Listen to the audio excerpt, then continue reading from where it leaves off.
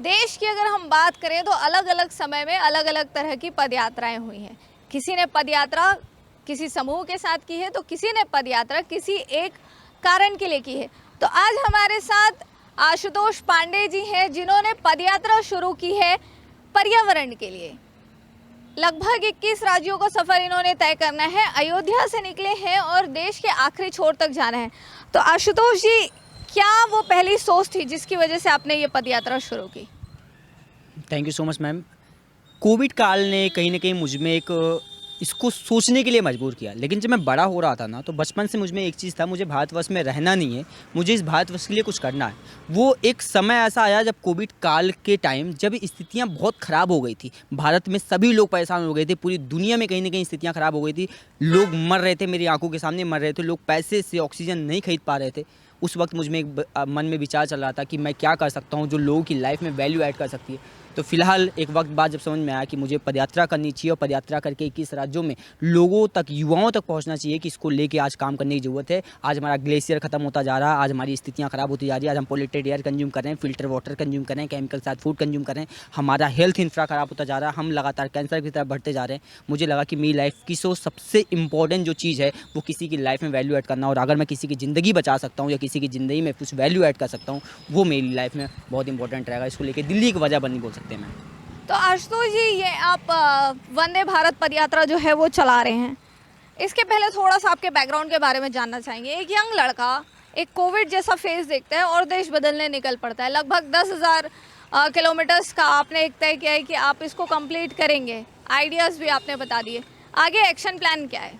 Action plan यही है कि इसको शिक्षा व्यवस्था के साथ जोड़ दिया जाए, क्योंकि अगर इसको शिक्षा व्यवस्था के साथ नहीं जोड़ा गया तो स्थितियां बहुत ख़राब हो जाएंगी। 1952 के अंदर हमारे पास 52 करोड़ लोग थे, आज हमारे पास में 152 करोड़ लोग हैं। उस टाइम पेड़ ज़्यादा हुआ करते थे, पॉपुलेशन कम थी। आज पॉपुलेशन ज़्यादा है, पेड़ कम हो चुके। उस स्थिति में हम सर्वाइविंग स्थिति से नीचे जा रहे हैं। लेकिन भारत की सबसे अच्छी चीज़ क्या है, आज भारत के पास 55% का यूथ पोटेंशियल है। उसमें मेरी एक डिमांड है, इसको शिक्षा व्यवस्था के साथ जितनी जल्दी हो सके उसको जोड़ दीजिए। अगर शिक्षा व्यवस्था के साथ जोड़ने में कामयाब हो पाए तो हर साल हम 20 करोड़ से ज़्यादा पेड़ लगाने में कामयाब हो पाएंगे। वो ऐसा करना है कि जब क्लास 1 से लेकर क्लास 12 के बीच में जब हमारा सत्र स्टार्ट होता है, तब बच्चों को, चाहे प्राइवेट स्कूलें हों चाहे गवर्नमेंट स्कूलें हों, बच्चों को एक पेड़ प्रोवाइड करवाए, वो बच्चा पेड़ प्लांट करे, और जब एनुअली सत्र खत्म होने वाला हो तो उसका प्रोजेक्ट सबमिट के टाइम उसकी फोटो सबमिट करे, उसके बिहाफ पर उसको बोनस मार्क्स या उसका प्रोजेक्ट सबमिट करने का मार्क्स दिया जाए। अगर ये चीज़ करने में कामयाब हो पाते हैं तो हर साल हम लगभग छत्तीसगढ़ की बात करें तो 50 लाख पेड़ लगाने में, और पूरे देश की बात करें तो हम 20 करोड़ से ज़्यादा पेड़ लगाने में कामयाब हो पाएंगे। हमने 10 साल भी पेड़ लगा दिया तो 200 करोड़ पेड़ लगाने में कामयाब हो पाएंगे। अगर 200 करोड़ पेड़ लगाया, उसका 50% भी अगर हमने रिकवर किया तो लगभग 100 करोड़ पेड़ हम बचाने में कामयाब हो पाएंगे। और सबसे अच्छी चीज़ है कि यूथ के रूटीन में आ जाएगा। एक बच्चा 12 साल में 12 पेड़ लगा देगा, और जब 12 पेड़ लगा देगा उसके सब कॉन्शियस माइंड के अंदर एक चीज़ डेवलप हो जाएगी कि बिना प्रकृति के हम अपने जीवन की कल्पना नहीं कर सकते। और बोला जाता है मैम कि if you love a tree you will be more beautiful then before. अगर आप किसी पेड़ से प्यार करते हैं तो पहले से कहीं ज़्यादा आप खूबसूरत हो जाते हैं। मुझे लगता है युवाओं को लाने की ज़रूरत है, उनको जोड़ने की ज़रूरत है। तो अगर आप पेड़ लगाते हैं तो आप पहले से भी कहीं ज़्यादा खूबसूरत हो जाते हैं। ये आपका जो है ये एक टैगलाइन है, इसको हम मान कर चलते हैं।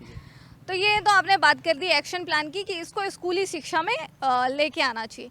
जब आप चले अयोध्या से तो आज आप छत्तीसगढ़ पहुंच चुके हैं, इसके बाद आगे और भी आपका सफ़र जो है वो कंटिन्यू रहेगा। कितना परिवर्तन पाते हैं आप लोगों के बीच जब जाते हैं, तो क्या डिफरेंस पाते हैं? मैं युवाओं के बीच अगर बात करूँ तो युवाओं में 500 बच्चे ऐसे हैं, 500 से ज़्यादा बच्चे जिन्होंने पेड़ लगा के मुझे फ़ोटो सेंड करी है। एक सबसे अच्छी चीज़ है ये, जो मुझे लगता है कि शायद 0.1% का रेवोल्यूशन है, बट है। और सबसे अच्छी चीज़ है कि 20 ऐसे स्कूल हैं, 57 स्कूल में सेमिनार्स कर चुका हूँ, 20 ऐसे स्कूल हैं जो मेरे साथ काम करने के लिए तैयार हैं। आपके छत्तीसगढ़ में शांति पब्लिक निकेतन करके स्कूल है जो बिलासपुर में चलाते हैं, यहाँ पे भी चलाते हैं।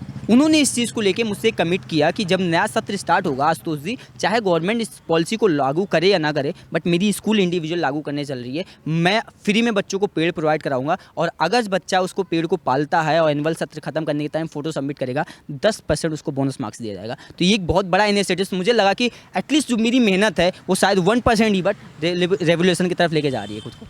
तो क्या इरादा है, ऐसे ही अकेले चलना है कि अगर टीम कहीं मिलती है तो किसी को साथ लेके चलना? मैं साथ टीम है मैम। मैं पीछे लोग अगर नहीं होते तो आशुतोष आज यहाँ नहीं होता। मैं रिप्रेजेंटेटर हूँ, एक आइडियोलॉजी को लेके मैं रिप्रेजेंट कर रहा हूँ। क्योंकि मैं कोई समुदाय को लेकर तो चल नहीं रहा, कोई मतलब ग्रैबेंस तो पैदा करना नहीं है कि आपको धरना देना, आपको भीड़ चाहिए। आपको शांतिपूर्वक लोगों तक पहुंचना है, उनको बताना है कि सबसे इंपॉर्टेंट में जो सबसे वैल्यूएबल जो चीज़ है वो लाइफ है। बच्चा जब पैदा होता है, पैदा होने के तुरंत बाद उसको माँ का दूध नहीं चाहिए होता, उसको तुरंत ऑक्सीजन चाहिए होती है। ये बताना बहुत इंपॉर्टेंट चीज़ है। अगर ये चीज़ हम समझ पाते हैं, अगर ये चीज़ हम समझाने में कामयाब हो पाते हैं, तो लोगों के बीच में एक इमोशंस आता है, उनके अंदर एक कॉन्फिडेंस आता है कि नहीं, मुझे भी सबसे पहले जो बचाना है वो जीवन को बचाना, और जीवन को बचाने के लिए संकल्प लेना पड़ेगा। अपने समाज को बचाने के लिए प्रकृति की तरफ जोड़ना पड़ेगा खुद को, और प्रकृति अगर जुड़ेगी तभी कहीं ना कहीं हमारी सुरक्षा अच्छे से, चाहे स्वास्थ्य के लेवल पे हो पाएगी, चाहे समाज के लेवल पे हो पाएगी, चाहे हमारे संकल्प के लेवल पे होगी। सब कुछ कहीं ना कहीं प्रकृति से जुड़ा हुआ है, क्योंकि हमारा जीवन का जो एक अंश है वो भी प्रकृति ही है। तो बिल्कुल हमारे जीवन का जो एक अंश है वो प्रकृति ही है। बिल्कुल आशुतोष पांडे जी की जो बात है वो अभी हमने आपको सुनवाई। अयोध्या से चले लगभग 2600 किलोमीटर का रास्ता जो है वो यहाँ पर पार कर चुके हैं। अब देखने वाली बात यही होगी कि आज तो बहुत से लोग इनसे कन्विंस हो चुके हैं, बट ये जो देश प्रकृति की पूजा करता है, जागृत प्रकृति को मानता है और उस पर विश्वास रखता है, वो आगे कहाँ तक इस यात्रा को सराहनीय बनाता है। कैमरा पर्सन गणेश के साथ स्वाति कौशिक, स्वराज एक्सप्रेस के लिए रायपुर से।